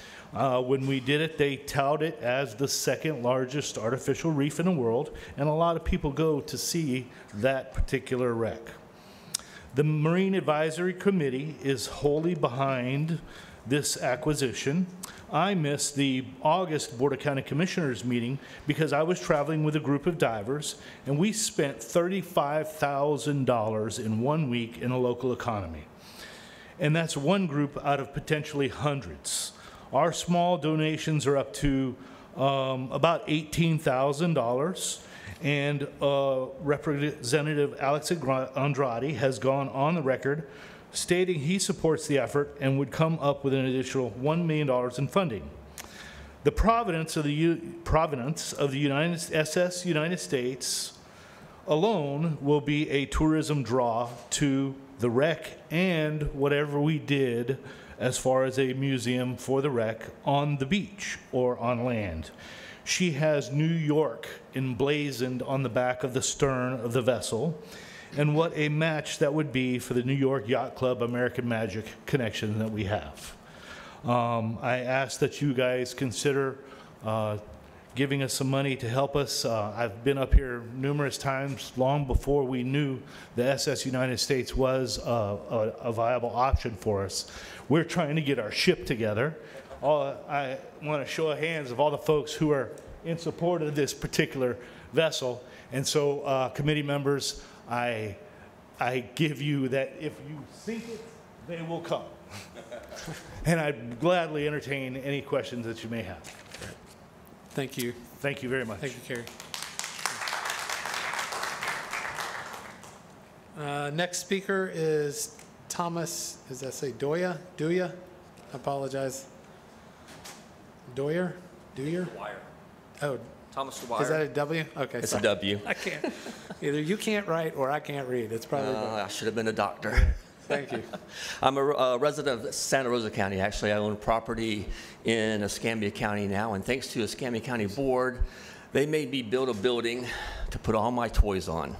So I was figuring what to do with that building. I decided to head down the Adaptive Diving Scuba Avenue, since y'all are making me build a building. I've been diving since 1979 when I got certified at Skipper's downtown. I just recently got recertified a couple years ago with my stepdaughter. I dove the Oriskany. I actually was probably one of the first people to dive the Oriskany because I was diving when they towed it into Pensacola the first time. And to see that ship overhead with me under the water was amazing and an awe. In 2006, they finally sunk it as the world's first man-made largest man-made reef. Right now, we're looking at the SS America, which, if sunk, and if I believe, is going to be the largest reef. Me personally, I hate being second best. I don't want to be known as second. I want to be known as first. So if Escambia County acquires the SS America, not only will we have the largest reef, we'll have the second largest reef. That in itself, and I need to do a little quote here, Elaine Beard said when they brought the Oriskany in, if you sink it, and let me get her words right, from the moment she goes down, she will create sound in the water. Not only will it create sound, it'll resonate throughout the country, throughout the world.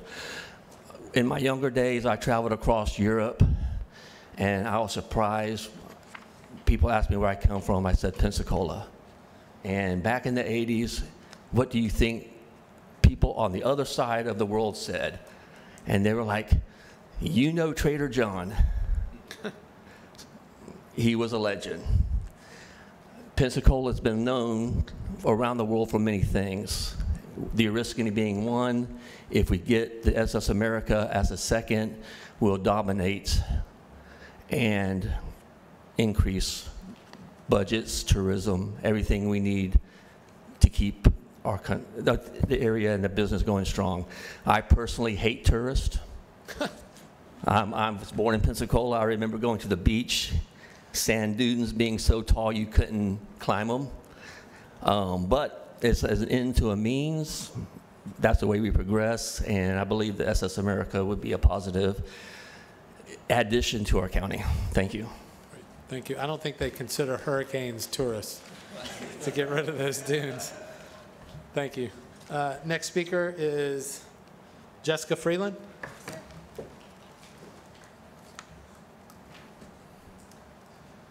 Welcome.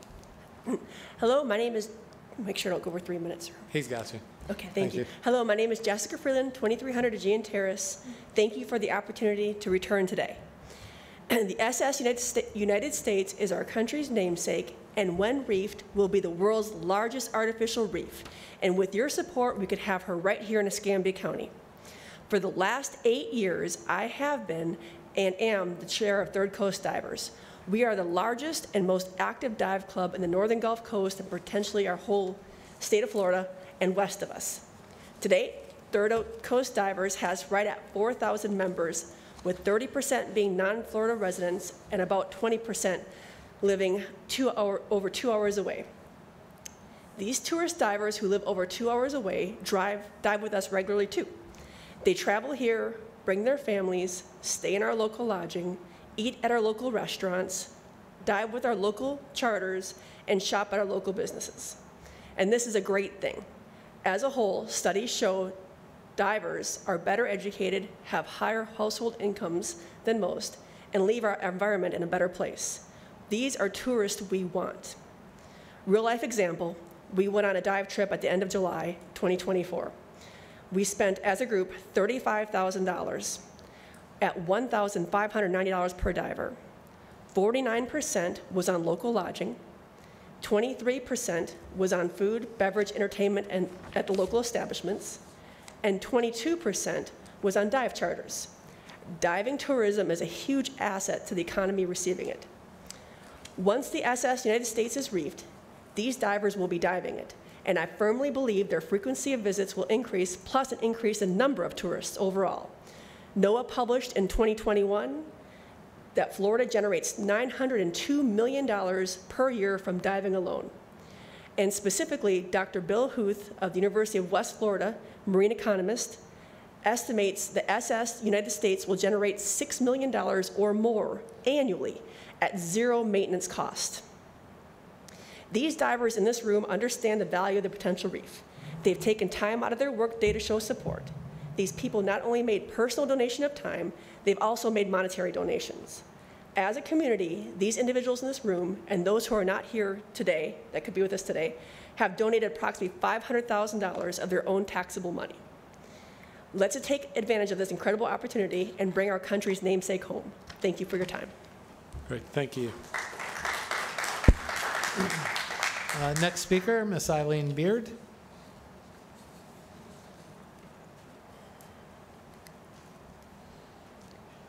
Welcome. I'm Eileen Beard. Thank you for having me here today. I just wanted to say, after 40 years of being in business in Escambia County with the Scuba Shack Charter Boat Wet Dream, the artificial reefs has given so much to me. It has brought so much economic opportunity as well as ecological opportunity to this county. I personally donated $500,000. I was brought up that if you take from something, you give back. Well, that's my giving back. But that is for the benefit of Escambia County, economically as well as ecologically. I hope that I can't support the whole thing, and I certainly hope that y'all can see the importance of helping us to get this wreck. It is a crown jewel. The Oriskany gave us PR. According to the study, we have $6.2 million. That is incredible. It's not only just for the fishermen and the divers. When I was in business, I had a lady one day come running in the front door and the boat had already left. I just sent the divers off to dive the artificial reefs. And she said, "You're Eileen Beard, right?" "Uh-huh. Yes, ma'am. Can I help you?" I'm sorry, the boat's already left." She says, oh, I don't want to go on the boat. I'm not a diver, I'm not a fisherman. Because I'd asked her. What she said was, "I never knew about Pensacola until the Oriskany. It is a crown jewel. I have come on research from my family. They want to have their reunion somewhere this year in a special place." And she was just so effusive about all the wonderful things about Pensacola that they definitely were going to have their reunion here. And I asked her, "Well, how many people are you going to have?" Well, she says, of course, it's going to depend on if people can get their time, but there'll be at least 25, if not 50. So those wrecks are not just for the fishermen and the divers. With the PR that it brings, it's introducing Pensacola. I hope that y'all can see the importance and help us with this. We need the SS United States. Thank you for your time. Thank you. Our last speaker is Darren Schaefer. Darren, you signed up for this also? Yes.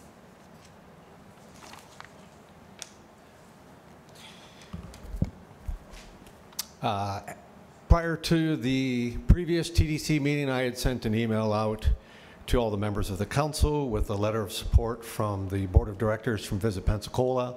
I think that's about 2 pages long, and it covered a lot, so I won't read it to you, but I just wanted to reiterate that that support letter was to invest up to $1 million for the acquisition and reefing of the SS United States. I know there has been some media coverage regarding the ship and our neighbors in Okaloosa County and having the ship under contract, but then now maybe not having the ship under contract and having hit a snag. So I just wanted to reiterate that Visit Pensacola continues to support the investment, either directly through our efforts or even in support or in partnership to locate that ship within 30 miles of the Pensacola Pass. Thank you. Thank you, Darren. Robert? Thank you, Mr. Chairman. Thank you, Council, for your attention to the stakeholders Really not much I can add to that, except for I want to illustrate two improvements that we are making. And in previous years, we've brought to you various economic studies, and some of those were older. But what I'm committing to you this time is our ability to gather new data. The state of Florida is this year doing another statewide survey. I've talked to the diving businesses to track the area code and zip codes of all of their divers so that we can demonstrate exactly where these customers are coming from. We know that they're coming from all over the world, but we just don't have the data that we will be able to provide for you next year. The other improvement is, from my personal perspective, I have not done a good enough job at helping market. But with the gracious invitation of Visit Pensacola, I've participated in some of their marketing, and I have learned that I really do like marketing. I thought I was just a scientist and a marine biologist out there sinking reefs and studying the effects of them on the ecological environment and fisheries. But I want to commit to you that we are going to improve our ability to demonstrate your return on investment. Dr. Huth did give us an updated figure to his 2014 study, and Ms. Freeland did indicate that it was between $5.5 and $6 million. So, and he also gave me his estimate of heads and beds, and that would be 4,000 trips per year, 2 days each. And that would indicate to me that we'd have 800 new hotel room nights, or 8,000 room nights. So I'll happily answer any other questions that you may have. Questions? Chairman, what's the ask? $1 million, correct? $1 million out of the unallocated third and fourth cent. Steph, do we have money in that budget account? How much do we have there? Tell me where we're at. Thank you. Thank you, Robert. Yeah. Thank you, Robert. But don't go far. There are probably questions. Welcome back, Council members. So yes, so in the, again, not in the TDC restricted reserve, but in the board's unallocated reserve, we do have over $1 million in either the third or the fourth. So technically, we have used some of that for some other things, but we do have at least $1 million available in the board's reserve. I make a motion that we support this. I'll second it. We have a motion and a second. Further discussion? Shirley? Oh, I thought you were getting ready to press your button. I got a question. Yes, sir. Robert, do you know what happened with the folks in Okaloosa County? What snag, and how do we make sure that snag doesn't hit us? The snag that I was told had to do with the docking, and I've been approached by 3 entities that have also made offers on the ship to the Conservancy, and one of them owns their own dock. The other has a line of communication to the Port of Pensacola and another dock in Mobile, and the third has not indicated to me that they have a dock, but I think that that's going to be, for the Conservancy's perspective, that's going to have to be a mandatory item in their offer. Ronnie, did you? And we have a way to address that for us. Are you saying Port of Pensacola? Is that? The Port of Pensacola has been in communication with one of the entities that is making an offer to the Conservancy. We are not purchasing the ship from the Conservancy. Okay. We have entities that are making that offer to the Conservancy that can tow the vessel to Pensacola or Mobile, repair it, and sink it turnkey on the bottom. Oh, I got you. Okay. So that's what we're estimating, somewhere between $8.5 and $10 million, depending on what the amount of recycling that can occur. The ship stacks will need to come off. They are aluminum. There's fuel on board that can be removed and sold. So we're looking for recycling to drive down the price. Mr. Chairman? Yes, sir. So, Captain Turpin, once we sink this, will it be accessible, all the length of it, by the recreational diver who can go down 120 feet or 130, whatever that cutoff is? How much of it? Because I know the Oriskany, you have to, I mean, my understanding is to get all the way to the bottom and then through the screws, you have to be a pretty advanced technical diver. So on this one, will it be shallower so that more of it can be accessible? Yes, sir. The ship is 175 feet tall to the top of the stacks, but then when we remove the stacks, that will bring the ship's height, effective height, down to 122 and a half feet. But if additional items that need to be recycled are part of that superstructure, every foot of verticality gives us a shallower foot of depth. So our permit says that we must give 55 feet of vertical clearance to the navigational needs of our waterways. So we have to leave 55 feet between the surface of the water and the top of the superstructure. She's 101 feet wide, so if the stacks are removed, that would be 177 feet to the seafloor. Somebody should have told the Massachusetts they needed 55 feet above it. Yeah. Yeah, fortunately, the military target practice did not need a permit at that time. Yeah. Questions, comments? So, Robert, where are the additional funds for this project going to come from? The board has authorized us to acquire restore funds. We are also, we have a letter of commitment from the Florida Wildlife Foundation, Florida Fish and Wildlife Foundation, for $3 million. Miss Eileen Beard and the local community have almost $500,000. Coastal Conservation Commission has committed $50,000 with an interest to increase that amount. Alex Andrade, our representative, has committed $1 million. We are certain that with the funding plan that the board approved last Thursday night, that we can get to the total price of the project, and we're asking for $1 million. I'm sure we would take more if that was available. That wasn't but the question. but $1 million out of the third and fourth cent unallocated funding will get us. It'll get us beyond the halfway point, which in fundraising terms, you know, a lot of you have a lot more experience in fundraising. But once you get past that halfway point, it seems to get a lot easier. Right, but it's got to leave port on Friday, correct? That's correct. And you have to have a guaranteed that we're going to be buying it by Friday in order for it to leave and come here.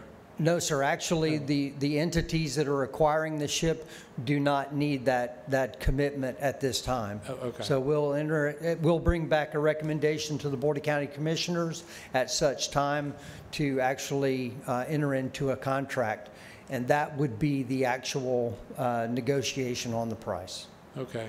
So we're just looking for enough funding to get to that estimated amount, and we'll negotiate, and if we need a little more, we'll go find a little more. All right, and we don't know what's going on with Okaloosa County at this point? No, sir. They didn't ratify it at their board meeting, but... That's correct. The ship is actually owned by the Conservancy, and they need to comply with the court's order, and the court's order was for it to depart the dock in Philadelphia this week. I do not know how they can accomplish that, because there's weather issues, there's survey issues. However, that's their ship, and they are working with at least 3 entities right now, maybe 4, for the acquisition of the ship. Yeah.